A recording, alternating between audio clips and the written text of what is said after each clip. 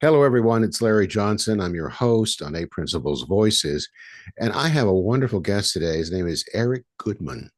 And he's been dealing with a few fires in Southern California lately, but he's remarkably soot free today, Eric. Things must be pretty good. But Eric is a philanthropist of a different kind. And we're going to talk about that today. He's a businessman, very successful, a man of faith. And he came into philanthropy kind of sideways.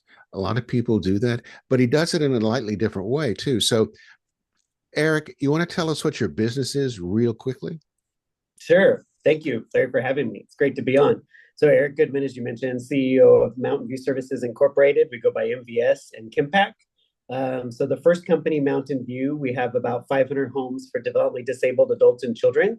We provide them with all their food and medical supplies, mostly funded through Medi-Cal and Medicaid in California. We've been in business for 38 years, providing those services to the disabled community. And then the Chem-Pak, the other company, was actually a business that my dad founded and started 38 years ago. Family business, third generation now, with my kids involved. And it is a janitorial supply distributor. So we do paper and chemicals, mostly in the janitorial industry. Both distribution companies, 37 and 38 years in business. So most of my background is in distribution of products. Okay.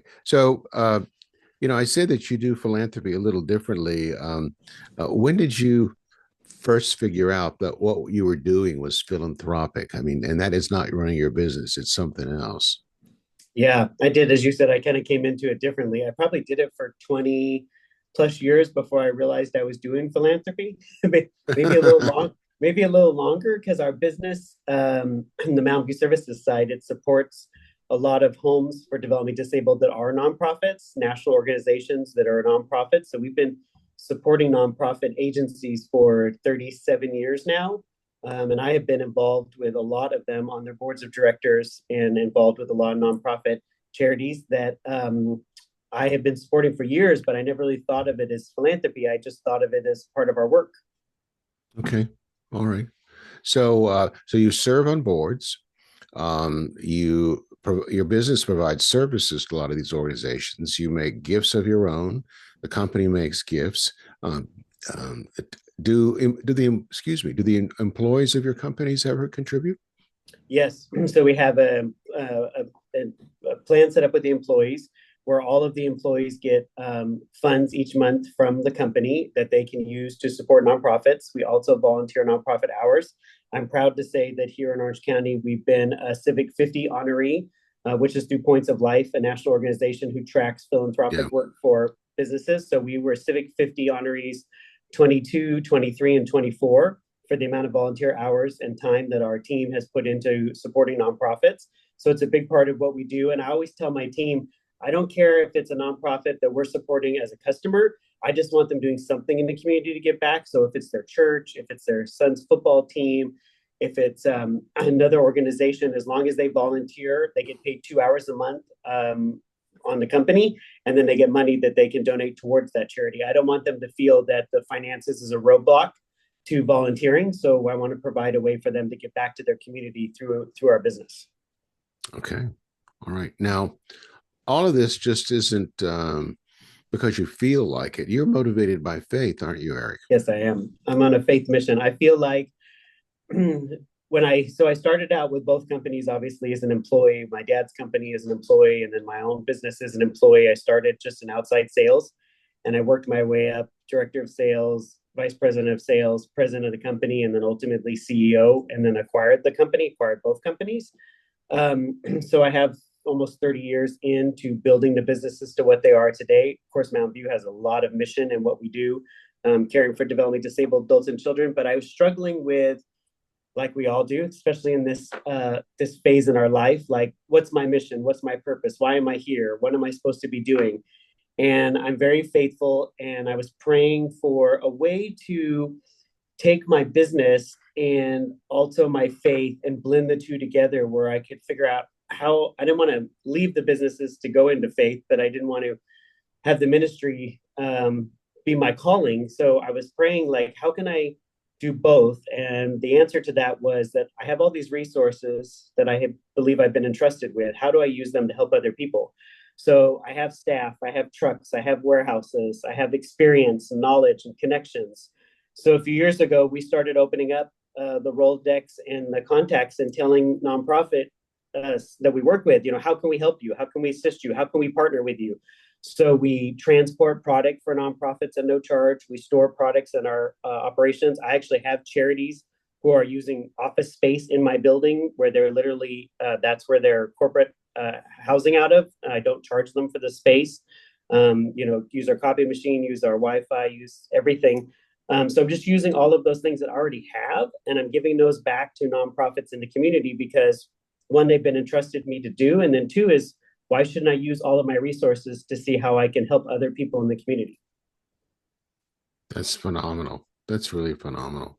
Well, and in Southern California, providing office space and support is not an inconsequential thing. No, No, no, it it's is not. expensive. I think we figured that to be about a $50,000 a year in kind donation for the space. And I sit on the board for two of those nonprofits now, which wasn't originally my intention. I offered them the space before I was on their board, but then I got to know their charity, and Junior Achievements is one of them. I fell in love with it. I started speaking, teaching financial literacy and entrepreneurship in the schools, and they said, "Do you want to join the board?" And I said, "I would love to." So that relationship of just offering office space turned out to me being on their board of directors and volunteering at high schools and junior highs around Southern California, and it's been an amazing experience. So, in today's market, just to provide some our listeners with some benchmark, what's the average square foot cost of Class A space in Orange County? Oh, geez, retail could be like could be like $1,000 a square foot. Wholesale it could be a few hundred, but I mean it's expensive. Yeah, Space is but, very expensive. but yeah, just straight Class A office.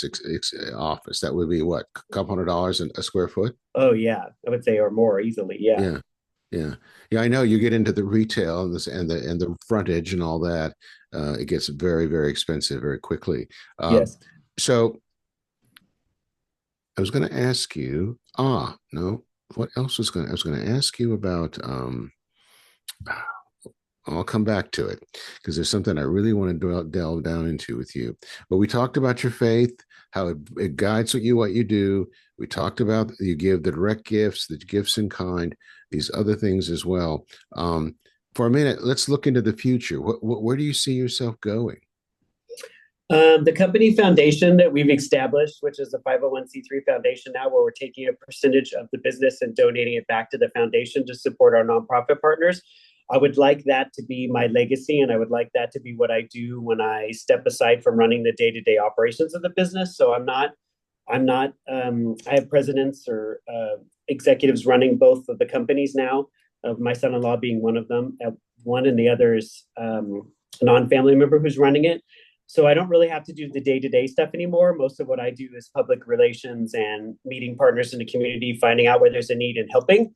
So the foundation for me, hopefully, will be my long-term, where after I decide not to be involved in the day-to-day anymore, then I can just do the foundation and use the business's resources and other people that I know who are supporting our foundation to then help more people in the community. I'm hoping that's what I'll do with my time.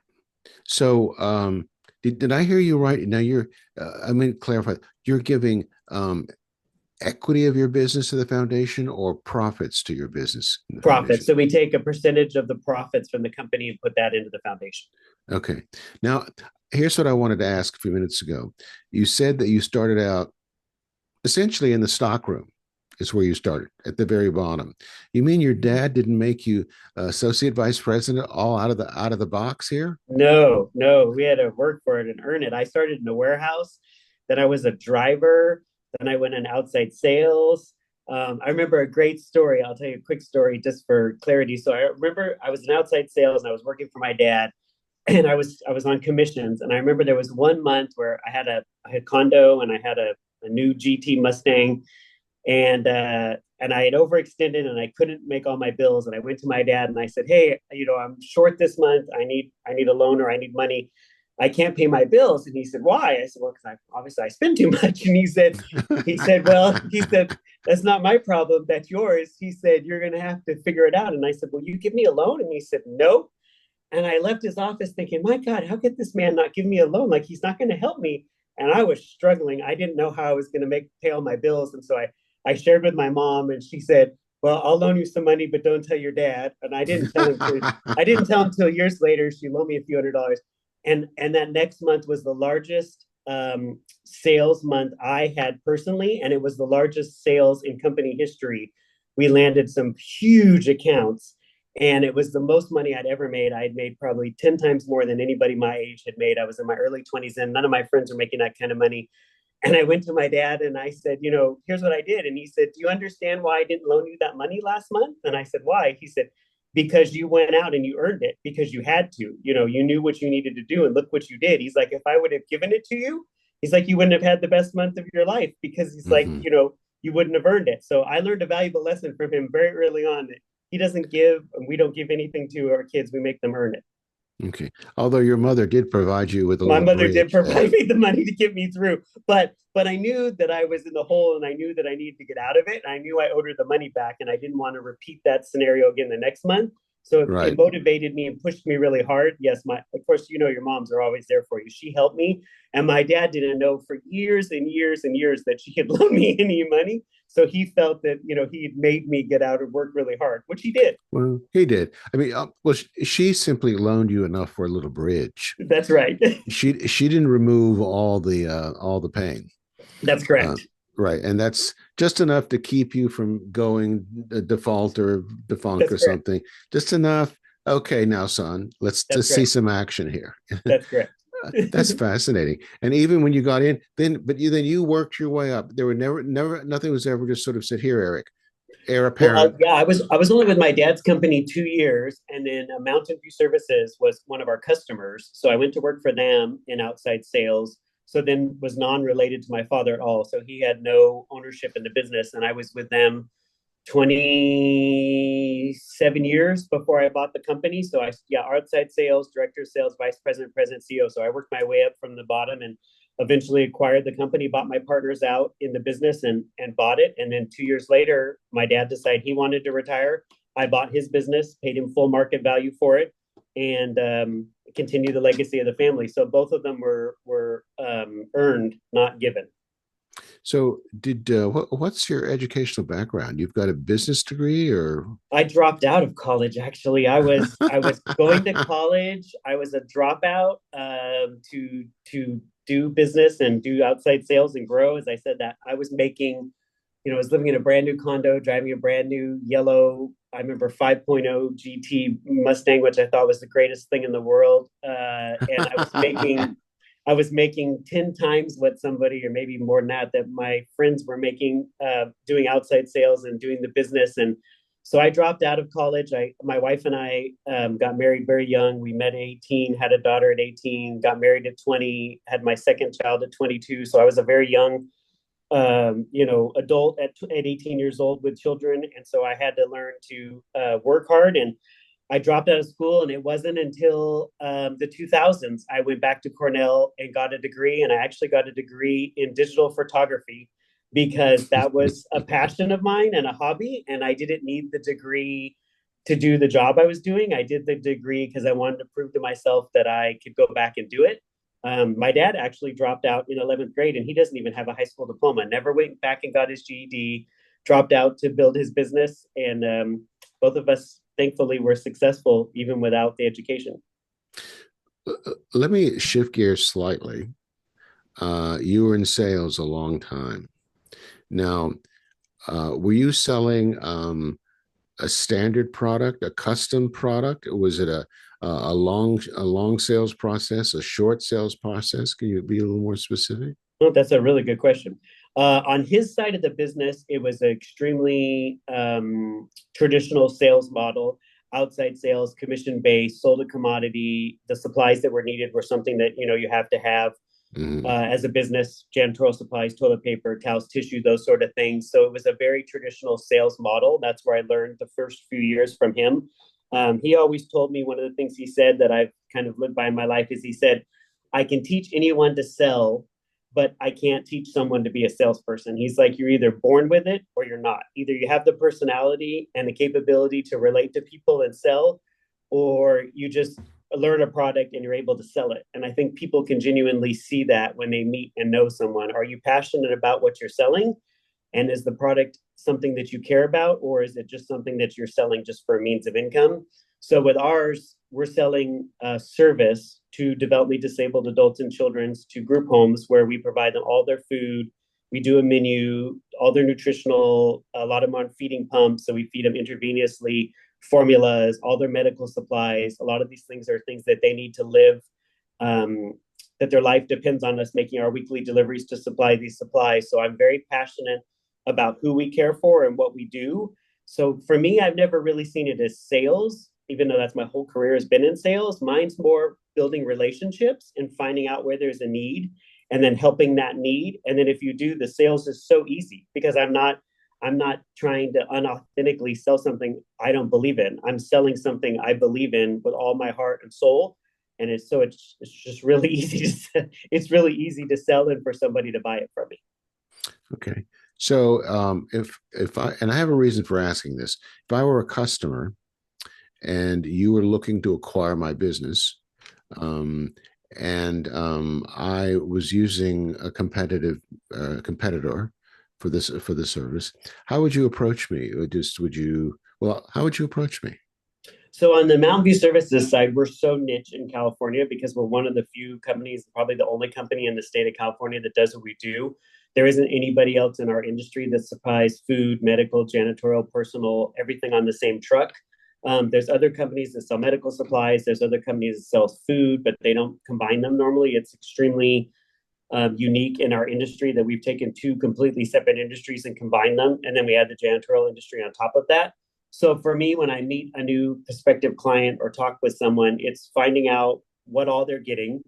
And then by getting it through us, they're able to streamline their operations and take maybe 5 vendors down to one point of contact. They're dealing with the decision maker, who's me.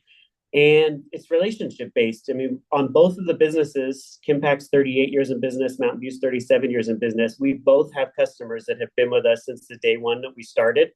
At Mountain View, we started with 5 original accounts. All 5 of those original accounts are still with us today because they know that if they call me and they need something, I'm going to go figure out how to take care of it for them and do it, opposed to them having to say, well, Eric doesn't carry this or do that. I'm going to have to go to another company. If they come to me and say they want a refrigerator, I'm bringing them in stock. I've done furniture. I mean, just anything they need to care for the clients in the group homes. If I can bring that product to them and keep their staff caring for the clients they serve, that's my mission, then that's our goal. And that's what sets us apart from everyone else in the industry and why we have such good relationships. So then, these decisions are generally not financially driven. Not that they're so out of line, but the finance isn't usually the sale point. That's correct. Okay, all right. It's relationships. Relationships, of course, right? So makes the world go round. yeah, but so then, if let's say I was using 2 vendors, and you could do it all yourself, would in general would the cost be a wash? Would it be more? Would it be less? The Mountain View Services side, with what we do, because we provide to the group homes that are funded by Medi-Cal, Medicare, we do have certain budgets that we have to stay in. So they are allowed at a certain amount of funds that they can spend for, say, food, medical supplies, personal supplies, janitorial supplies.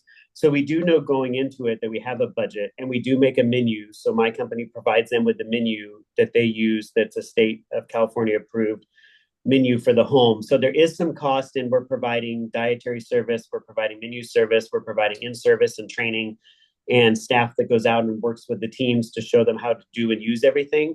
But we only charge for the product we sell. So traditionally, if you compared my price to, say, a grocery store or to a Walmart or Costco, I'm going to be more money. But if you take into account all the overhead costs that you're spending to go get it, to acquire it, to get a menu, to get a dietitian on staff, to get all these things that you would have to, if you combine all those overhead costs together, then traditionally my service as a whole saves you money Plus, I'm taking all the liability, the workers' comp, the liability, the insurance, all the risk is on my company, none's on yours.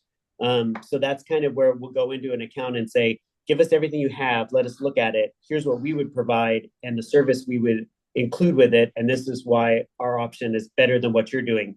But if you just compare grocery store receipt to grocery store receipt, my milk costs more. But my Okay. milk is built in, has a built-in service in it. Well, it's value added, That's right. and the fact that you're assuming risk. I mean, that's one of those. Oh wow, a headache intangible. I'm so glad I don't have to deal with that anymore. I mean, that's that's worth a great deal. Yeah.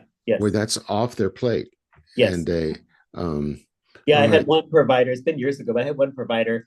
Her family ran her business, and she was obviously most of us that are entrepreneurs or Type A personalities, or we like to do everything ourselves, and we don't like for other people to do things that we think we can do. And when I met her, she said, "Well, we do this, and my kids do this, and we have it all covered." And then she started our service, and she called me one day, and she said, "I've got a problem." I said, "What's the problem?" And she said, I golf too much. I said, what do you mean you golf too much? She said, since we started your service, she's like, I can golf now. And she said, I never golfed before because I didn't have time.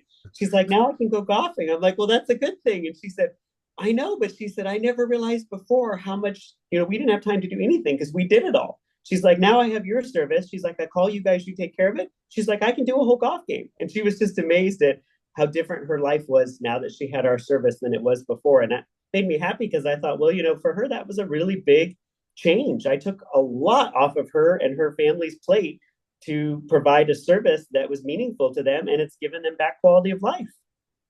You got her off the treadmill, Eric. I did, and now she's a huge golfer.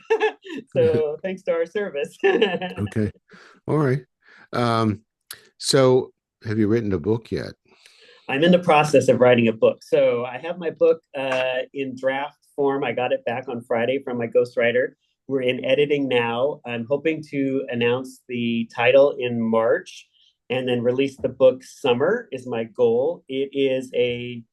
So my background story is part of why we do what we do, why the company provides the services we provide, and why we give back. You mentioned that we do the business and we necessarily weren't giving back as it was originally a thing. So my backstory is I had a life-saving surgery when I was 15 and a half years old. I was born with a rare condition called Schumann's kyphosis, which is similar to scoliosis, but scoliosis is like a 45-degree curvature of the spine. Schumann's kyphosis is a 90. So I knew at some point in life I was going to have surgery and have my spine fused, but they were hoping to do it as an adult because it stunts your growth. And at 15 and a half, I was rushed in the hospital and had emergency surgery because my left lung was collapsing because the curvature was so severe that my rib cage was putting pressure on my lungs. And so to survive that, I had to have the spine fused.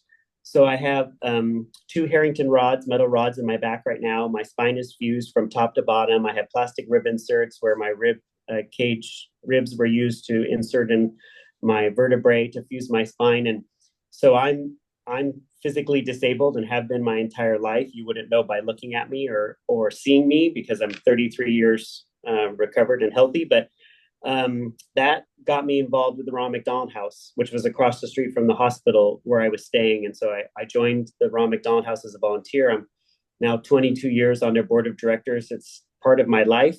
I can't imagine my life without the Ronald McDonald House and what we do.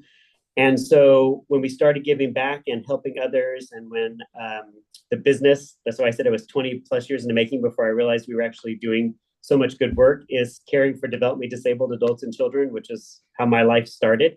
And my mission in life is to help those who are disabled, either physically or mentally.